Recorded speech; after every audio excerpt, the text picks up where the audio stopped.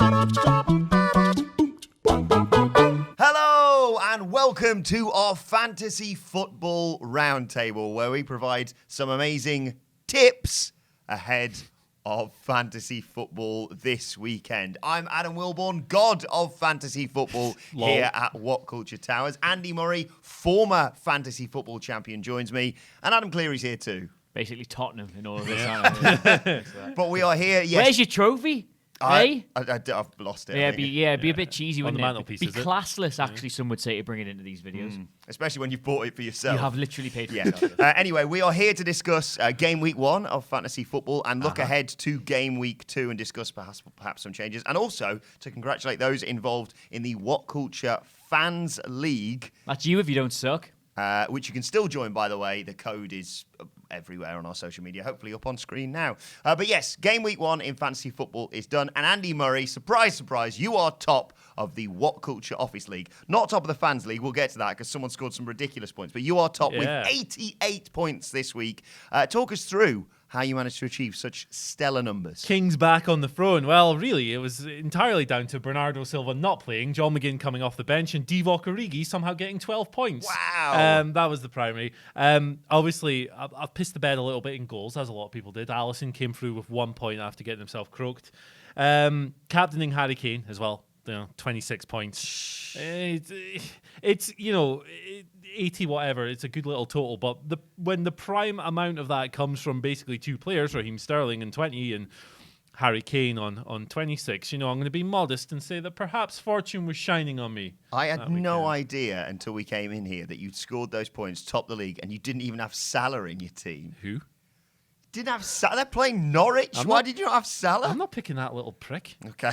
Well, anyway, Adam Clery, how did you get on this week? Well, annoyingly, I'm 81, so I'm not too far off the top. Third? Yeah, Third in third. our I'm Office League. not disappointed with that, but when I look at it, it could have been easily so much better for me. I've left about 13 odd points on my bench, and I purely made the decision because I've gone very heavy on Bournemouth and Everton plays at the start because I think their first 10 games between them, they only play 3 of the top 6. And I just thought, really good run. And they've sort of done all right, but I thought, right, Ryan Fraser or John McGinn. Well, Ryan Fraser's got Sheffield United at home, a team whose centre-backs literally do overlapping attacks, leaving, you'd think, loads of room for a player to get in. Or John McGinn, who's away to Tottenham, might not even start because they might play a bit more conservatively. So McGinn sat on my bench and got 7 points, while Fraser got 1. So it was quite disappointing. Done the both of exact same in my team. Ryan Fraser, 1 point. And it was between him and McGinn. I didn't pick McGinn in the end. Yeah. I see we both got Kelly on the bench, who, again, another one, it's not beyond the realms of possibility that Crystal Palace could have kept a clean sheet. That game being a 0-0 suited me down to the ground because I've got Pickford and Digne. So that's points all over the place. But, Kelly's in there as if he's the only £4 million defender who's probably guaranteed to start a lot of games until Gary Cahill's fit. So, yeah, it's one of those. My Bournemouth, Everton dual-pronged attack idea seems to have borne a little bit of fruit, especially as Callum Wilson got an assist, Digne got clean sheet, Pickford got a clean sheet, but Calvert-Lewin, who I wanted to get a goal somewhere, he didn't do anything, and then Rico at the back for Bournemouth also not done anything.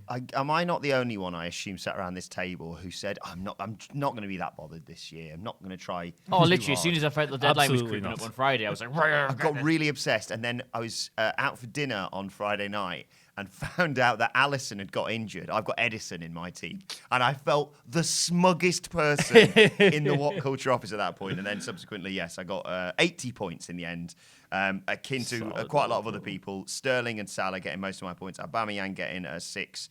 Van Dijk, of course, Edison and Digne, but 9 points on my bench, which was very, very disappointing. Got to give a quick shout out to Magdi Mohammed, who manages the team Megso in our What Culture Fans League, who top scored with 109 points this He didn't week. even use his triple captainship, And did he? I anticipated, this is obviously one of those many people we've seen top scoring with the triple captain in use. I'll look up his team very quickly, but that is incredible. That's unreal, yeah. The top 10 of our league have all scored over 100 points. Jesus.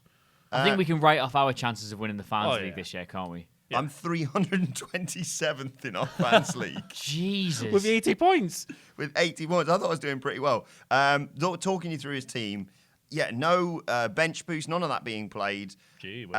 He had, the lowest points he got was Josh King and Isaac Hayden with 2 points. There's Maguire 6 points, Ryan in net 9 points, Van Dijk, Kelly, Walker, captain Sterling, so that's 40 points, Salah and Kane. So he's crammed all the great players in there.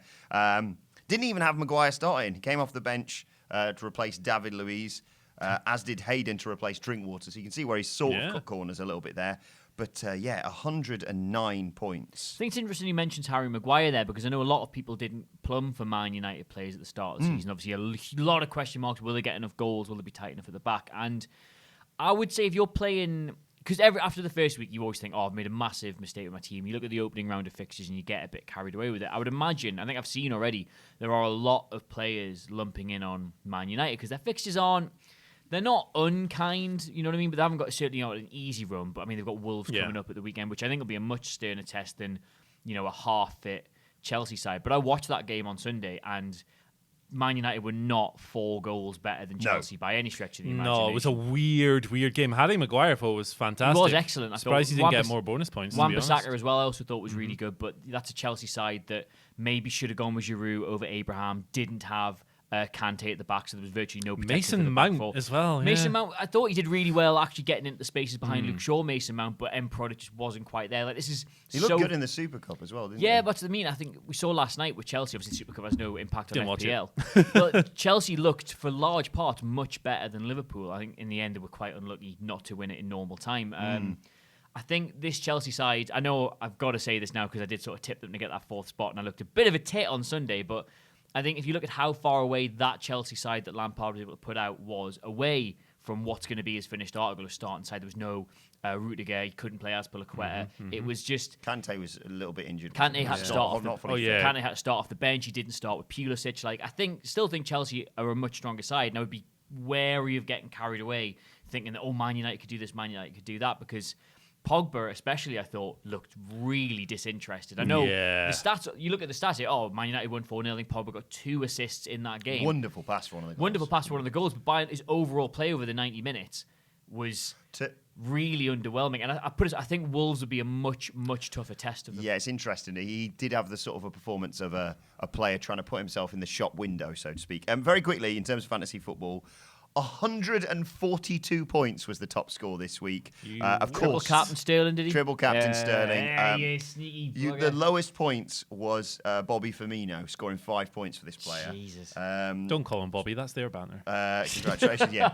Liverpool. Lagos FC is the team. De Gea 10 points. Pereira, Cody, Bolly, Digne, De Bruyne, and Ndombele. Sterling triple captain. Pogba, Firmino, and Rashford. Got lucky as well. Bolly came off the bench for Jan Vertonghen. Yeah, as he did with you, didn't he? Oh, yeah. Well, no, Willy Bolly started for me because I know you want a Wolves defender. Was it McGinn that came off the bench for you? McGinn came off the bench for Bernardo Silva. You want a Wolves defender in there, but Matt Doherty was a little bit out of my budget. I think he was 0.5. So we've looked at game week 1 and where we succeeded and where some of us failed. Let's look ahead to game week 2. Andy Murray, you're leading the pack. How are you analysing that team? Because they've done well for you, but you can always improve in fantasy football. There's a couple of areas of weakness I would ideally like to address. I think having 2 Man City midfielders in the same lineup is risky. I have Bernardo Silva and Sterling because of Pep's penchant for rotation. So Silva might be one I'll look to get out in over the coming weeks. But the first problem I have here is goalkeeping.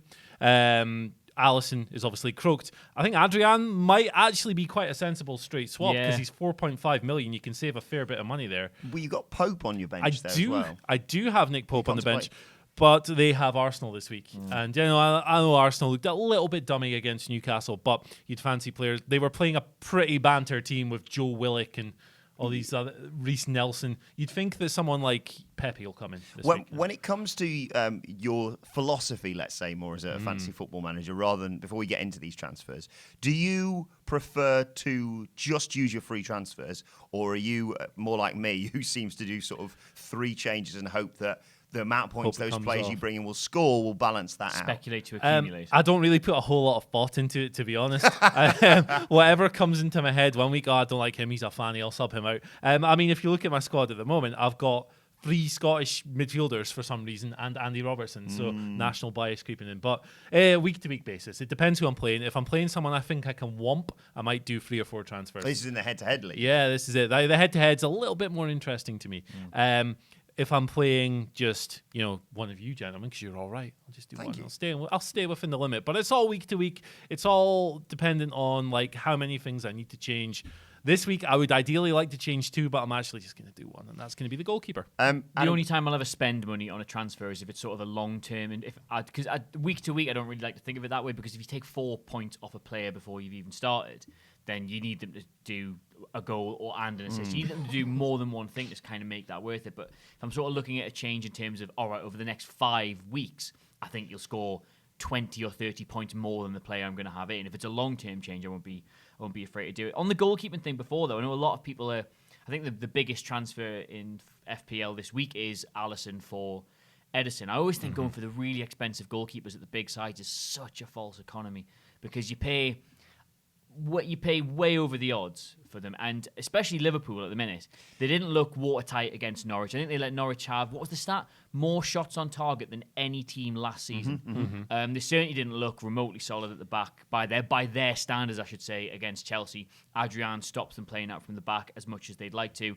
I think Liverpool will still steamroller over 90% of teams in the league, but not from a defensive shutout standpoint. Yeah, I think I mentioned this when we previewed our teams. I've got Edison in my team, and a lot of people were saying Edison, Alisson. It's coin flip, really. But I'm inclined to agree with you. Edison is in my team because instead of someone like a Zinchenko or Laporte or something like that. And he's in there because he's the one...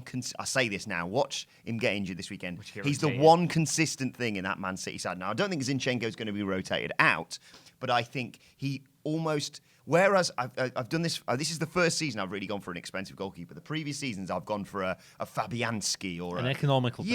Yeah. But it's such a lottery of... All right, if they concede, you've got to hope they make some decent saves in there. Yeah. And that does work sometimes. If you put in a Burnley keeper, for example, they might concede, but they're going to take a lot of shots. But Edison almost, it's the opposite now. You just watch Man City grind out, and they very rarely give away a lot of goals. But you say it's a lottery there. Fabianski was the top scoring goalkeeper last year. West Ham were not. I mean, West Ham last season was basically Diop looking around asking anybody else if they fancied helping. But he was the top scoring goalkeeper because even when he wasn't keeping a clean sheet, they were facing a lot of shots, and he was building up bonuses that way. Man City shipped 1 goal. It's not like Edison's going to be getting peppered for the rest of the game. In the calendar year of 2019, Man City have the most clean sheets in the league. You know who's second in the calendar year of 2019? Everton. It's not Liverpool or Chelsea or anything like that. It's Everton. 5 million Jordan Pickford. 5 million Jordan Pickford. He's far more cost effective. Digne gets you another way in with assists as well. And they're facing what looked like a relatively toothless Watford side. Let's talk about some of your transfers, because I sense you and I are going to... I've already made my transfer. You've already made yours? I made my transfer on You're very Monday. keen at this. You always do this. No, you see, I'm not normally. My approach, and I would always advise people to do this, is I always wait until the press conferences on the Friday. Always wait till I'm sure someone's going to play, because you can't follow 20 teams in the league.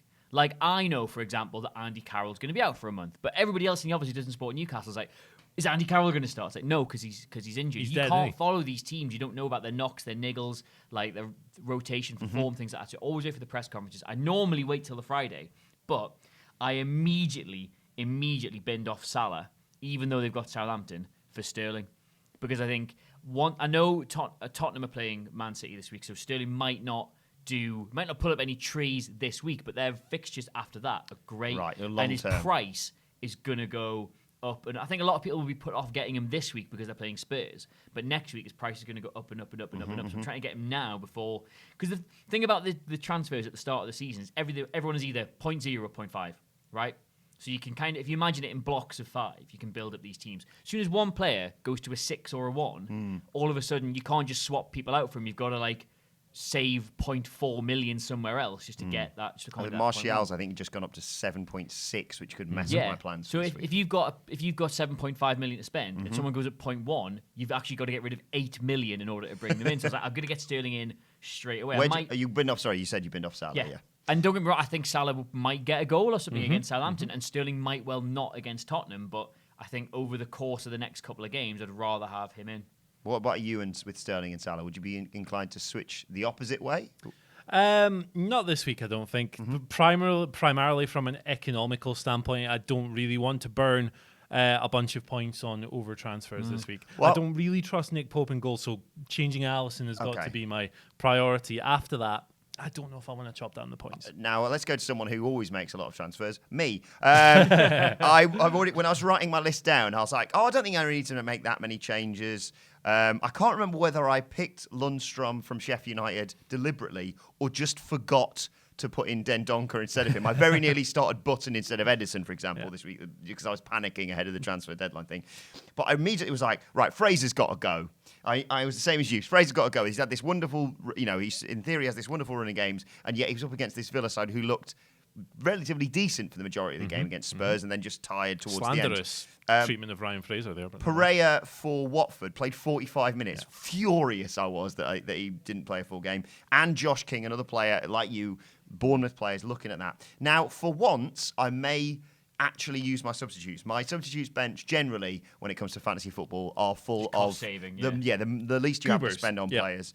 Zande, Silva, Dendoncker and Kelly. But I've written here potentially rotating Kelly in. You look at the fixtures that are coming up. Crystal Palace have got Sheffield United. Yeah. So in theory, I could swap him out for Lundstrom, who I think they may concede a goal. I'm not decided yet, but I've made a list of players I'm contemplating bringing in. McGinny Esther, John McGinn, of course, who's on your bench, who looked phenomenal taking his goal against Spurs. Great player. Yeah, he's phenomenal. Villa are at home. They're against Bournemouth, who didn't look great. There's potential there. Martial. And I may be tempted to bring. I was one of those players who was saying, "Don't bring any Man United players in." But Martial, I look at him. I look at the way they played when they eventually started really flowing going forward. Granted, that was sort of hitting Chelsea on the break, but against Wolves, I sense that to be quite an open game, and I think he might have some chances there. But as I said, 7.6 million, that may mess up. I may have to switch around some players. Yeah, you need to free up £8 million effectively to bring and the Norwich striker Pukki, I think, is what I'm talking about. Pukki. Never not going to be funny, that is it? It's. I just remember this guy being an absolute horse at Celtic, but I guess it does stand to reason that he can't make it in the best league in the world. So now that he's in the worst league in the world, more his level, and he's playing. They're at home. They're playing Newcastle. There's this cloud over Newcastle. I've got to say, I was really impressed with Norwich, and I think we may have said this in the actual football previews at the start of the season, but it's definitely the age of teams coming up from the Championship and just deciding, right, well, it doesn't matter what worked for us down there, we're just going to try and concede as few goals as possible, hope we can nick things. Very much the Burnley the first time they came up approach, Stoke City, teams like that. It's at the stage now where, like, the gulfing class between the sort of bottom 10 teams in the Premier League and the top 5 or 6 teams in the Championship, pretty much of a muchness. So if you've got a good system of playing and you know that you've got an effective means of getting results, there's no reason to change it whatsoever. Now, don't get me wrong, I think Norwich should have maybe been a bit more conservative against a Liverpool team. They effectively gave them 4 goals in the first half. Grant Hanley will do that, baby. Grant Hanley will do that to you. But, like, the 2 fullbacks I thought were excellent in getting forward. I thought they were really, really good. I know we've got them in, I think it's Benjamin's team, and we're going to talk about later, but they didn't do anything. But I thought they played really well. I thought Norwich were really unlucky to be 4-0 down at half-time, and, I mean, they won the second half. I went and watched that game in the pub, and I was about 15 minutes late, and I asked my friend, I'd missed 1 goal. I was like, what have I missed? He went, well, weirdly, it's been all Norwich. It's just that Grant Hanley's put one in his own net. And then I watched the next 20 minutes, and it was Norwich looked really strong. Which Liverpool have got, they've got the ability to go and score those 4 goals. Yeah, like aside from Teemu Pukki, there are some smart pickups in that Norwich team. I think that Aaron's a fullback. He looked excellent, yeah. Like he obviously had a bad game week because they conceded 4 goals, but he looked very good, very positive. I put Kenny McLean in my team as a bit of a banter pick because Aberdeen made Kenny McLean. But he's a very good midfielder, and he started against Liverpool, which shows they still have a lot of faith in him, even at this level. Very metronomic central midfielder, but the one player I think in their squad who has the potential to be kind of this year's Pascal Gross or Aaron Moy, Tony Bone, the bald lad, him, who has the potential to be this cheap midfielder who just racks up points constantly, is Buendia, who got Buendia, I don't know how you pronounce it, Emiliano, that's his forename, who got the assist for Pukki's goal. Looked very, very threatening against one of the best teams in the league, and I think he'll be a nice little point collector at 6 million. Right, it's now time for Name and Shame, where we name the bottom team in the What Culture Office League. We're not going to be harsh to the fans league. I don't think you can still join that, though. And that unfortunate honour goes to Benjamin Richardson, who scored 21 points That's ranked this that. week. There's a caveat to this because I think There is a caveat to the caveat, yes. I think Benjamin has picked a number of players based on the name. Now I know the caveat to the caveat. But explain some of his picks then. He's got players, right, called Bong, Yeah. Yeah. Long, Yeah. and Chong. Yeah. Up front, he has Jesus Yep. and Abraham. Yep. Yeah. He also has the Pope. Yep. So that's thematic. Socrates in his defense. Yeah. Exactly. Socrates. But Exactly. Now there is a Caveat to the there's a caveat is to the that caveat. Phil Chambers did the exact same thing and got 68 points this season. So it's not an excuse to be coming out with 21 points. It's more of an excuse because his team is more banter than The Phil's. thing is, though, the thing I will say about it is in that team, Kepa, he's Chelsea's number one goalkeeper. Socrates is probably going to play. Steve Cook, he plays. Rice plays. Jesus plays. Abraham plays.